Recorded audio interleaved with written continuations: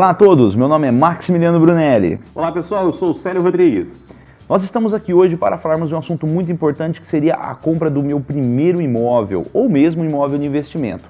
Celião, esse tema de hoje é bacana a gente conversar pelo seguinte, eu tenho alguns clientes que me procuram e falam assim, Max, o que é melhor? Eu primeiro verifico o imóvel que eu quero morar, aquele imóvel dos meus sonhos, a localização que eu sempre quis morar, e depois eu busco como eu vou pagar esse imóvel, como eu vou quitar, porque a gente sabe que na maioria das compras e vendas realizadas hoje ela ocorre através de financiamento habitacional. Exato. Então o cliente, ele primeiro procura o imóvel que ele quer morar ou ele primeiro procura um banco, um agente financeiro e aí sim, obtendo o valor de financiamento que ele vai ter, o crédito dele aprovado, o valor que ele tem de recursos próprios de entrada, ele busca um imóvel que melhor se enquadra naquela condição financeira.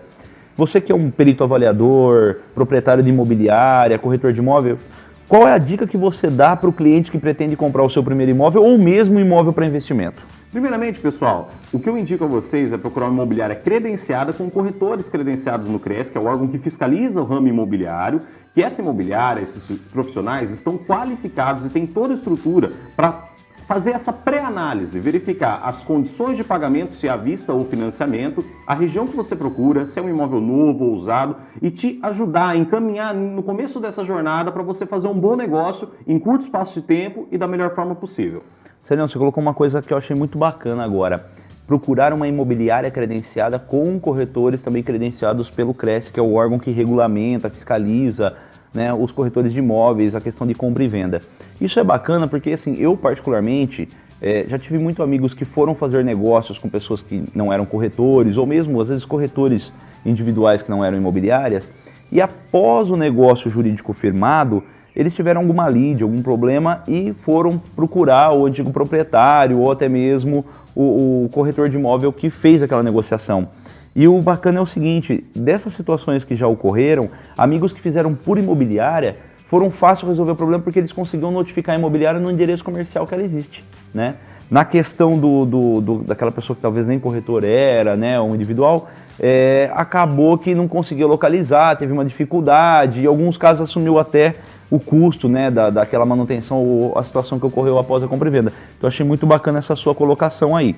Dentro desse fator procura imobiliária para buscar o melhor imóvel, a gente tem uma outra discussão que é bastante alarmante, que é a questão de quanto vale o meu imóvel? Qual é o valor de compra e venda dele, né? O imóvel que eu estou comprando está muito caro, está muito barato, eu sei que existem algumas diferenciações hoje no mercado, quando o imóvel ele tem-se o terreno, tem-se a construção, mas a pessoa que está vendendo não tem o registro no seu nome, junto ao cartório de registro de imóveis, tem apenas aquele contrato de promessa de compra e venda. Eu sei que existe a situação da pessoa ter o registro no seu nome, mas apenas do terreno, a obra não está averbada. É um adendo que a gente tem que os bancos não conseguem dar financiamento habitacional quando não se tem a obra averbada. E a gente também tem aquela outra questão de que o imóvel está 100% regular, registrado no nome do proprietário, obra encontra-se averbada. Então a gente tem três diferenciações. E aí a grande discussão na questão do valor de compra e venda. Você como perito avaliador, como que você expõe para a gente essa questão de quanto vai custar esse imóvel? Preço de venda ou o imóvel que eu estou comprando, ele está muito caro, está muito fora do valor de mercado? Como que você tecnicamente colocaria para a gente essa situação? Certo. Pessoal, a questão do valor do imóvel, existe aquela filosofia da cultura popular, que é a questão do seguinte, o imóvel sempre vai valorizar, salve suas proporções. Quando você vai comprar um imóvel, você vai fazer um estudo. Normalmente, os seus próprios vizinhos de condomínio ou de bairro, eles são os seus concorrentes, porque eles também, uma hora ou outra, vão ofertar o imóvel, porque às vezes você não vai passar a vida inteira com aquele imóvel, certo? Então, existem algumas questões que pesam na balança. A localização, questão de segurança. Um ponto que pega muito, que a gente vê no dia a dia, às vezes a pessoa ela não conseguiu terminar o imóvel, a obra do imóvel, ou então ele precisa de reparos, pintura, tem uma infiltração, isso pesa muito no valor de mercado. A questão documental também pesa drasticamente no valor do imóvel, por quê? Às vezes, a pessoa compra um imóvel e faz apenas um contrato simples, o antigo e popular contrato de gaveta.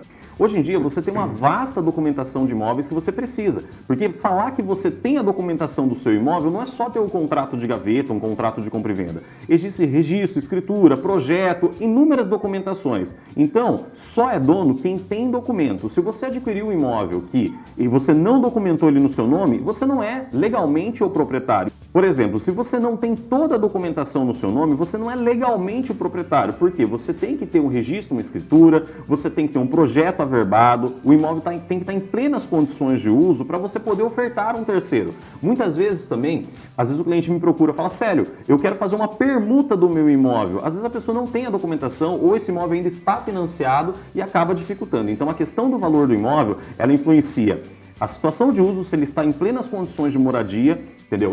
Tanto esteticamente quanto a questão de segurança mesmo, documentação e a região. Cada região vai ter uma faixa de valor, entendeu? Então isso é contabilizado para ver o quanto que vai ser ofertado esse imóvel, porque o cliente quer comprar sempre imóvel por um preço justo. Bacana, é legal você colocar esses pontos, porque até vamos trazer um outro vídeo futuramente no canal, com colegas advogados, especializados em direito imobiliário, direitos reais, que existe uma diferenciação muito grande hoje no que a gente coloca como ser proprietário, né, ter o título de propriedade ou ser possuidor do imóvel. Porque a pessoa pode, se ela tem, por exemplo, aquele contrato de gaveta ou promessa de compra e venda, ela não é proprietária legítima, ela é possuidora de um imóvel. Ou, claro, ela comprou, fez a escritura e registrou no cartório de imóveis, ela se torna a legítima proprietária desse imóvel. Esse é um tema que a gente vai trazer num vídeo futuro, que é um vídeo que vai falar sobre diferenciação de detenção, posse e propriedade para o imóvel, no mercado imobiliário.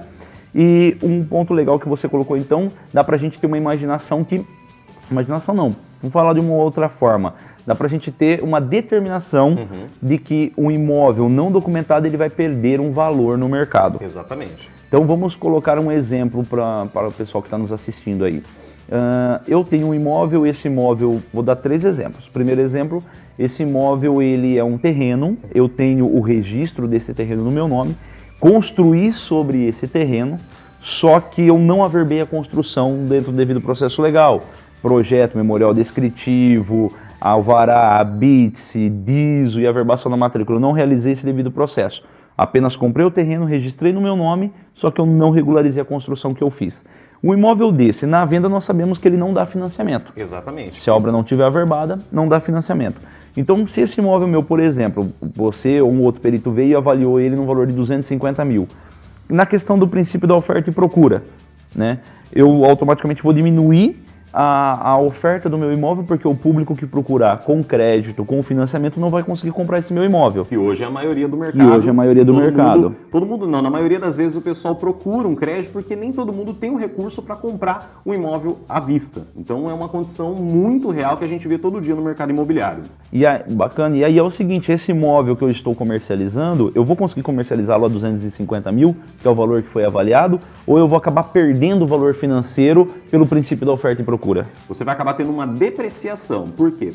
Normalmente nesse fator, o cliente vai bater na tecla aqui, nossa, mas eu tenho terreno documentado, mas você não tem a obra documentada. E isso é uma exigência do banco agente financeiro. Quando eu falo banco, eu falo qualquer banco, entendeu? Então, isso aí vai ter uma depreciação, porque o cliente, essa gama, como hoje a maioria dos clientes compram por financiamento, você já vai ter que trabalhar apenas com os clientes que desejam fazer uma compra à vista, entendeu? Ou talvez uma permuta, lembrando que na permuta eu entrego um imóvel quitado e eu pego um imóvel quitado, se ambas as partes estiverem de pleno acordo. Tá, então nesse primeiro exemplo a gente vai ter essa decadência financeira. Falando em percentuais, né, quantos por cento mais ou menos esse imóvel que eu tenho o registro do terreno, mas não tenho a obra averbada, eu estaria desvalorizando mais ou menos? Qual seria o percentual que vai estar sendo aplicado como decadência financeira a esse valor de avaliação? Nesse caso, pessoal, o imóvel chega a ter uma perca de 30% a 40% do seu valor de mercado, por causa dessa carência de documentos. Bacana, que automaticamente, de cada 10 clientes que nós temos no mercado, 8 vem através de financiamento habitacional. Um ponto que você colocou, geralmente no primeiro imóvel, a pessoa não tem a condição de comprá-lo à vista. E isso aumenta muito a busca por crédito imobiliário. Como a gente está falando da compra do primeiro imóvel e também de investimento, é importante a gente destacar que a gente está passando por um período financeiro no Brasil, onde esse período financeiro está trazendo para os clientes uma taxa de juros muito barata e flexibilizando o processo de financiamento habitacional. Isso atrai também investidores. Os investidores, às vezes, ele tem o capital para comprar um imóvel à vista, ele quer investir no imóvel, no mercado imobiliário, e com os juros baixos, isso faz com que ele também busque um financiamento. Ele pega um financiamento com juros baixos para pagar em longo prazo, e o dinheiro que ele iria descapitalizar para comprar um imóvel à vista, ele vai fazer qualquer outro investimento ou aplicação sem tirar esse capital colocando nesse imóvel que ele quer investir. Então a gente vê que de ambas as formas, seja para o primeiro imóvel ou até mesmo para o imóvel de investimento, a busca ainda por financiamento habitacional nesse momento de mercado que a gente vive é muito grande. Exato. Uma coisa que eu sempre passo uma dica para os clientes é o seguinte: por mais que seja o imóvel do seu sonho, um imóvel para sua moradia, pense que um dia você vai vir a vender esse imóvel, que o imóvel é uma moradia para você e para sua família, mas ele não deixa de ser um investimento, que amanhã você vai desfazer esse imóvel para dar de entrada em outro imóvel, fazer outro investimento. Então isso é muito importante, comprar um imóvel que atenda a sua necessidade de moradia, que também seja um imóvel de giro, que você amanhã consiga vender esse imóvel por um bom preço no mercado. Essa sua observação é legal. E eu vejo isso em muitos municípios que estão em desenvolvimento, região de Campinas principalmente, aonde antigamente a pessoa tinha um sonho de construir aquela casa grande, num bairro central, e construiu aqueles grandes palácios, aquelas grandes mansões, né? Ou mesmo um sobrado também de 3 suítes, sala, cozinha, quintal grande, piscina, e isso tudo num bairro central de uma cidade. Esse imóvel que essa pessoa construiu, ele teve um pico de valorização. Só que o mercado imobiliário ele vem mudando com o tempo. Então essa sua fala de compre algo pensando quando você for vender futuramente é interessante o cliente olhar isso, senão pelo fator assim, ele compra, o imóvel tem o pico de valorização, só que o mercado imobiliário ele vem mudando. Hoje mesmo na região de Campinas, que é onde a gente trabalha, a maioria dos imóveis que a pessoa procura para comprar é imóvel em condomínio fechado. Exato. E esses grandes imóveis que ficaram na área central, salvo os bairros que dão direito a imóvel misto, comercial e residencial, os casos que só podem residencial, ele acaba começando a perder valor. Porque é uma casa muito grande, é um custo muito grande para se manter em questão de limpeza, manutenção. Gera muita despesa, né? É uma questão onde você mora numa área com muito barulho e movimentação, você não tem mais aquele conforto igual um condomínio pode te oferecer, segurança que um condomínio também te oferece. Ou seja, esse imóvel que essa pessoa construiu do jeito que ela queria, do jeito que ela sonhou, ela não pensou que futuramente ela poderia necessitar vender desse imóvel, porque morar naquele lugar, morar com um imóvel daquele tamanho, naquelas condições, acabou mudando de interesse com o passar do tempo. E a pessoa acabou perdendo o pico do imóvel imobiliário para poder comercializá-lo.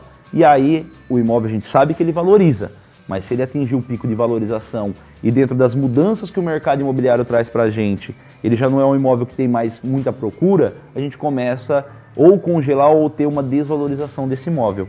Isso é muito evidente no mercado que a gente tem hoje, pois, não sei, acredito eu que na sua imobiliária deve existir, mas lá na empresa, quando a gente vai dar consultoria, eu vejo muito. A pessoa procura e fala, pô, meu imóvel eu coloquei à venda, o perito avaliou ele, sei lá, 750 mil, 800 mil reais, eu já estou pedindo $500 mil e não consigo vender esse imóvel meu. Infelizmente isso acontece muito. E a pessoa não pensa, às vezes, na hora de comprar, que um dia ela vai necessitar fazer essa venda, né? E na imobiliária, os corretores hoje eles costumam orientar isso, eles costumam aplicar essa visão também para os consumidores. Qual que seria a visão de você como técnico ao vender um imóvel, seja o primeiro imóvel, um imóvel de investimento, visualizando essa questão de mercado? Como que você atenderia o seu cliente e estaria expondo essa situação para ele? Certo. O que nós passamos para os nossos clientes é o seguinte: existe um fator que é o seguinte. Existe o valor que vale, o valor que vende e o valor de mercado. Essa é uma comparação que tem. Então, assim, não é que às vezes o seu imóvel ele não tem aquele valor de mercado. É que, na verdade, não tenha um porte, não tenha quem compre um imóvel para aquele preço. Por quê? É oferta e procura. Às vezes tem muitos imóveis de uma certa configuração, vai ter uma variável de preço. O que a gente pensa também é o seguinte: há alguns anos atrás, 50, 60 anos atrás, as casas dos nossos pais, dos nossos avós, normalmente o que era procurado era casas de terreno grande, casas grandes, para comportar toda aquela família. Hoje vem mudando, as pessoas estão querendo imóveis menores, mais compactos, por quê? Gera menos manutenção, é um jardim, é uma limpeza externa, entendeu? As pessoas às vezes estão optando por uma coisa mais prática e ágil. E às vezes esses imóveis que estão ficando com terrenos grandes, construções grandes e às vezes também imóveis com uma arquitetura defasada, acabam ficando um pouco, tendo uma procura menor no mercado, entendeu? Então isso pesa bastante, entendeu? O imóvel ficar convidativo. Às vezes o imóvel, antigamente, ele tinha um teto mais baixo, janelas menores, portas menores. Hoje não, o pessoal quer imóveis mais altos, mais amplos, A configuração mudou muito e isso pesa também na procura, na compra e venda do imóvel. Essa colocação que você fez, dessa mudança, né, na questão de arquitetura do imóvel, até mesmo engenharia, é bacana que tem uma obra que a gente sabe que é uma forma de construção antiga, que já existe, mas que está sendo muito utilizada atualmente, que é chamada de obra de steel frame. Essa é uma obra que está chegando muito lá para a gente na empresa de consultoria que a gente tem, entra com financiamento bancário também, e eu acho bacana depois a gente até buscar um profissional, uma execução de uma obra dessa e trazendo um próximo vídeo aqui no canal para os clientes, mostrando a questão de tecnologia em construção civil, essa mudança que você colocou que eu achei muito bacana. As casas que eram construídas de um estilo alguns anos atrás, né, ou até mesmo alguns anos passados, e como está sendo a nova tecnologia, a nova forma de construir, entregar o imóvel com mais segurança, com mais comodidade e com uma arquitetura também totalmente diferenciada, que é o que buscam hoje, ambientes mais abertos, ambientes com mais iluminação. Vem mudando muito, né, isso aí, né? Porque antigamente, às vezes, os nossos pais, os nossos avós, os nossos bisavós compravam um terreno, ia fazendo meio que por conta, às vezes alguns, o meu amigo é pedreiro, eu sou pedreiro, eu vou fazendo, vou ajudando, então não tinha um projeto, não tinha um padrão, cada um ia construindo de uma forma. Às vezes você pega as casas grandes com cômodos pequenos, tem vários cômodos, mas cômodos pequenos. Hoje em dia, muitas vezes você pega uma casa que a sala é integrada com a copa ou com a cozinha, entendeu? Os dormitórios têm uma dimensão diferente, às vezes até algum tempo atrás se falava pouco em closet, hoje é uma unanimidade, a maioria dos clientes vem procurando, fala, olha Célio, eu quero um imóvel com suíte com closet, eu quero uma sala e cozinha estilo americano, eu quero uma casa com pé direito alto. Então isso vem mudando muito, principalmente de 10 anos para cá. Acaba se tornando uma regra de mercado. Exatamente, a pessoa fala assim, eu quero esse padrão. E o imóvel que não tem, automaticamente gera desvalorização, tem que flexibilizar no valor de compra e venda, senão não consegue comercializar. Ou acaba gastando muito com uma reforma e não fica muito legal esse imóvel, né? Tem uma situação que acaba acontecendo muito no mercado, infelizmente, mas eu acredito que vai estar mudando conforme o tempo.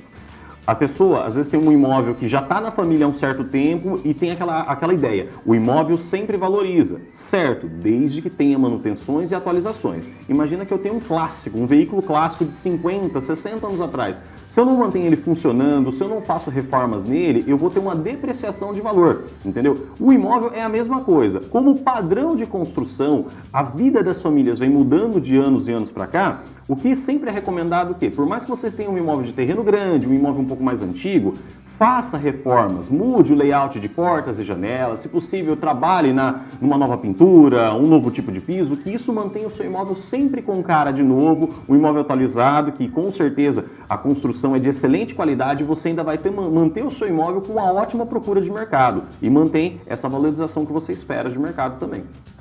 Show! É importante a gente aproveitar esse momento para colocar que quem compra também um imóvel, seja o primeiro, seja para investimento, ele terá os encargos com documentação. Exatamente. Então, se você vai comprar um imóvel, aqui nós estamos dando um exemplo de uma compra e venda de um imóvel legal, uma compra e venda de um imóvel que ele possua todas as suas características de documentação. Então, vou comprar um imóvel, até mesmo com financiamento habitacional, eu tenho que me atentar que eu vou fazer o seguinte: eu tenho que comprar e arcar com escritura, ITBI, registro. Se esse imóvel for financiado com o banco agente financeiro, eu tenho que pagar a taxa à vista, que é o custo do engenheiro de ir até o imóvel, avaliar aquela garantia real, ativação dos seguros MIP e DFI, que são seguros obrigatórios na habitação hoje, está previsto em legislação, nos livros de tarifas bancárias, e a pessoa tem que se prever com esse custo documental. Esse custo documental, quanto que ele custa aproximadamente sobre o valor do imóvel, quanto que a pessoa tem que se resguardar financeiramente para poder pagar esse custo documental? Sim, olha, normalmente isso é uma das primeiras ideias que você tem que entender no começo da jornada de vamos comprar um imóvel. Por exemplo, o que eu recomendo para os clientes é guardar em torno de 5 a 5,5% do valor do imóvel para comportar esses custos de banco, cartório e prefeitura. Porque o banco, ele pode vir a te oferecer um crédito de financiamento, mas ele exige que o imóvel esteja documentado no seu nome. Então existe um certo padrão para você adquirir esse crédito vindo do agente financeiro, seja ele qual for. Legal, então você que está procurando o seu primeiro imóvel ou também um imóvel de investimento, não se esqueça dessa regrinha e guarde esse valor aí de aproximadamente 4 a 5% do valor do imóvel para arcar com essa documentação. Existem alguns casos no mercado, Célio, que a pessoa consegue comprar isso e não ter que pagar essa documentação, ser beneficiada. A gente sabe que hoje tem muitas construtoras com muitas promoções no mercado. Isso existe realmente, sim ou não? Como que funciona para as pessoas que estão querendo buscar um imóvel de construtora, por exemplo? Por exemplo, isso aí muda muito de região, de cidade, porque cada cidade tem o seu padrão, ou cartórios e por afins. Então, existem casos que algumas construtoras podem trazer alguns benefícios. Alguma documentação que ela arque, como um registro, um ITBI, uma escritura, isso é relativo. E também na hora que você vai comprar o seu imóvel, mesmo que ele seja novo, pronto ou usado, pode ser, não é uma exceção, mas pode ser que você consiga algum abatimento nesses 5,5% de documentação. Lembrando que, como a gente falou lá atrás, sempre procure uma imobiliária credenciada com corretores credenciados no Cresce. Sempre eles vão estudar detalhadamente o seu caso para ver o máximo de desconto que você pode ter nessa condição e fazer um bom negócio. Bom, a gente foi tocando bate-papo, né? E acabei pulando aí 2 fatores que eu estava colocando de avaliação, que o primeiro foi a pessoa tem um terreno, registrado o nome, não tem a obra averbada, e você explicou que desvaloriza de 30% a 40% pelo princípio da oferta e procura, por questões de financiamento. E um outro exemplo é o seguinte, eu possuo um imóvel com construção, tudo certinho, averbada, porém a matrícula está no nome do antigo proprietário. A única coisa que eu tenho é uma promessa de compra e venda, o famoso contrato de gaveta. É muito utilizado ainda. Isso existe bastante, né? Também desvaloriza o imóvel e qual que é a proporção que desvaloriza? Vamos lá, olha. Esse fator, pessoal, o que eu recomendo para vocês é o seguinte. Primeira preocupação. Às vezes tem clientes que chegam na imobiliária falando assim: nossa, Celião, eu encontrei um imóvel, eu fiz só um contratinho de gaveta. Pessoal, o contrato de gaveta ele é um contrato particular. Ele especifica que num determinado momento, uma pessoa quis comprar da outra por determinado valor. Mas se você não fez toda a documentação, o registro, a escritura, você não é legalmente o proprietário, entendeu? Vai ter essa carência de documentações e quando você for repassar para um terceiro, isso vai pesar muito, porque hoje todo imóvel que é ofertado para os clientes, o comprador, a primeira coisa que ele fala: Célio, tem documentação? Aceita financiamento? Então, os imóveis, como de 10 imóveis, 8, 9 são para financiamentos, uma grande gama de clientes você vai estar perdendo. E também tem outro detalhe: mesmo o cliente que for comprar à vista, ele não vai sentir a segurança de comprar um imóvel que não está no seu nome. Por quê? Existem outros fatores, não é só a questão de estar no nome da pessoa.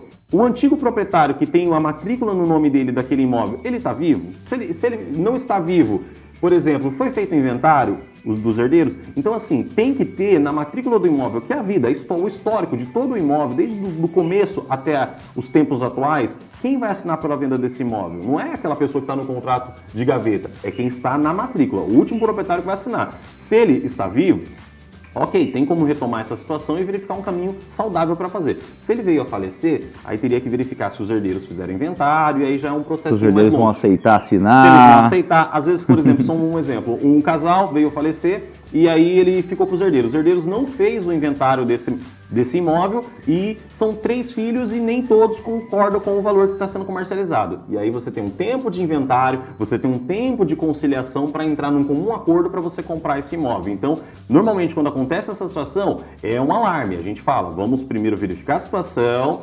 regularizar para você comprar de uma forma saudável. Isso é até aquilo que você estava colocando na questão de esse tempo de inventário, essa discussão de valores. Se não for mantido a manutenção no imóvel, né, aquela atenção, passa-se o tempo também, vai mudando a forma de arquitetura, a forma de construção. A gente sabe que o inventário hoje não é tão rápido assim, apesar de ser possível fazer no cartório de tabelionato de notas, né? Mas é importante a pessoa entender que todo esse tempo que passa, isso desvaloriza o imóvel, gera depreciação, gera custo de manutenção e não é interessante nem para os vendedores, né, e nem para os compradores que isso vá se prorrogando e deixe esse imóvel desvalorizar. Então é importante quem é proprietário de imóvel nessa situação que regularize o mais rápido possível, mantenha ele em perfeito estado de condições de comercialização, de compra e venda, e quem for comprar se atente também no que está comprando para não gerar dor de cabeça futura, e aí fica gastando com um processo jurídico e outros afins, fora o desgaste emocional que se tem, né? Exatamente, você cria uma expectativa que você vai comprar um imóvel. Vamos supor, ele não tem um inventário feito, essa situação que a gente está falando. Normalmente, os herdeiros são os proprietários, às vezes não estão fazendo a manutenção do imóvel. Às vezes tem jardinagem, pintura, qualquer reparo que tenha que fazer que vai ficar parado. Isso aí vai acabar acumulando como uma bola de neve. Existe a documentação, que aí acaba entrando naquela situação. Quem vai pagar o inventário? Ah, eu estou vendendo desse jeito, quem comprar que assuma. É a mesma coisa de você tá comprando um conjunto de documentações e serviços que você tem que fazer. E nem sempre o comprador vai querer aceitar essas condições e o seu imóvel pode ser que ele venha ficar parado no mercado imobiliário. Aí você demora um pouco para vender. Bacana. E a terceira, o exemplo que eu estaria apresentando aqui, eu sou proprietário do terreno, eu sou proprietário legítimo em matrícula, construí, averbei a construção, ou seja, eu estou 100% regularizado. Esse é o melhor dos mundos, esse seria o imóvel, um exemplo para vender. Isso daria uma condição até mesmo de valorizar um pouco mais meu imóvel. Eu vou ter algum problema com o banco, agente financeiro, nesse sentido de eu estar 100% regular? Qual que seria a visão também, mantendo esse mesmo diálogo que a gente está tendo da questão de compra e venda, de procura? É de suma importância, pessoal, que além de manter esteticamente o seu imóvel em perfeitas condições de uso, que ele esteja plenamente documentado como nessa situação. Por quê? Os clientes vão sempre procurar um imóvel que não lhes dê dor de cabeça. Por que eu falo dor de cabeça? Que ele esteja plenamente documentado, em plenas condições de uso, ele vai ter uma procura muito maior. Os clientes, eles podem escolher o banco que eles querem fazer financiamento. Por exemplo, às vezes o cliente fala assim, Célio, eu quero fazer um financiamento em tal banco, entendeu? Que às vezes é um costume de mercado. O crédito é do cliente que está comprando. Ele pode ser avaliado em qualquer banco que ele queira, escolher o crédito que atenda melhor a necessidade dele e aí ele vai procurar o quê? Um imóvel em plenas condições de uso, documentado, e aí o cliente, estando nessas condições, normalmente ele vai ter uma venda rápida e segura, uma venda que vai trazer esse retorno logo para ele, porque ele também está vendendo para comprar outro imóvel ou para fazer qualquer investimento. E todo mundo quer vender imóvel, quer vender rápido. Bom, hoje então trouxemos para todos vocês aí o tema sobre compra e venda, os pontos importantes que vocês devem observar na hora de comprar o seu imóvel. Caso tenham futuras dúvidas, deixa nos comentários logo abaixo. Sendo da região de Campinas, procurem o Célio Rodrigues, que é proprietário da MBR Imobiliária. Onde fica localizado sua imobiliária, Célio? Isso mesmo, pessoal. A MBR Imobiliária fica no centro do Sumaré, estamos atendendo toda a região e deixe nos comentários, qualquer dúvida que precisar, pode contar com a gente. Lembrando também, caso tenham dúvidas sobre financiamento habitacional, investimento no mercado imobiliário, a Brunelli Serviços Administrativos está à disposição para atender vocês. Nossa empresa fica localizada no município de Sumaré, região de Campinas. Obrigado a todos. Pessoal, não se esqueça de se inscrever no canal, deixe seu like, deixe seus comentários de dúvidas, perguntas ou sugestões e também compartilhe com seus amigos. Um abraço, até logo!